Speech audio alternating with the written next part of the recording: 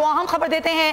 عمران فاروق قتل کیس میں بڑی پیش رفت ہوئی ہے۔ پاکستان کا بڑا فیصلہ، ملزمان کو سزائے موت نہ دینے کی یقین دہانی پر برطانیہ کی شواہد دینے کی منظوری۔ سزا کی صورت میں تینوں ملزمان کو سزائے موت نہیں ہوگی۔ یو کے سینٹرل اتھارٹی کی خط کی کاپی بول نیوز نے حاصل کر لی ہے۔ پاکستان کی شواہد فراہمی کی درخواست منظور کر لی گئی ہے۔ برطانوی شواہد کسی دوسرے مقصد کے لیے استعمال نہیں کیے جائیں گے، یہ یو کے سینٹرل اتھارٹی کا کہنا ہے۔ ملزمان کے خلاف شواہد کو صرف انسداد دہشت گردی عدالت میں پیش کیا جائے گا۔ مزید جانیں گے، شہزاد علی ہمارے ساتھ موجود ہیں۔ شہزاد، تفصیلات کیا ہیں؟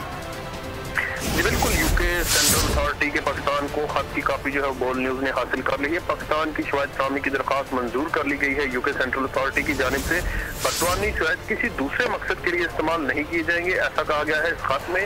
ملزم خالد شمیم، محسن علی اور معظم علی کے خلاف صرف انسداد دہشت گردی کی عدالت میں یہ جو ثبوت ہیں یہ پیش کیے جا سکیں گے۔ یو کے سینٹرل اتھارٹی نے اس چیز جو ہے خط میں کلیئر کر دیا۔ ملزمان کو سزائے موت نہ دینے کی جو یقین دہانی پاکستان کی جانب سے کروائی گئی ہے، اس کے بعد جو ہے وہ یو کے سینٹرل اتھارٹی نے پاکستان کو شواہد فراہم کرنے کا فیصلہ کیا ہے۔ 26 جون 2019 کو پاکستان نے ملزمان کو سزائے موت نہ دینے کی یقین دہانی کروائی گئی تھی۔